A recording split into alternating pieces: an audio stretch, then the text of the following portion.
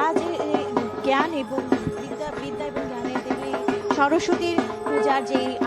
আচার অনুষ্ঠান তা শুরু হয়ে গেছে সকাল থেকেই, এবং সকাল থেকেই আমরা জানি যে ভক্তরা আসছেন এবং প্রসাদ দিচ্ছেন তারা।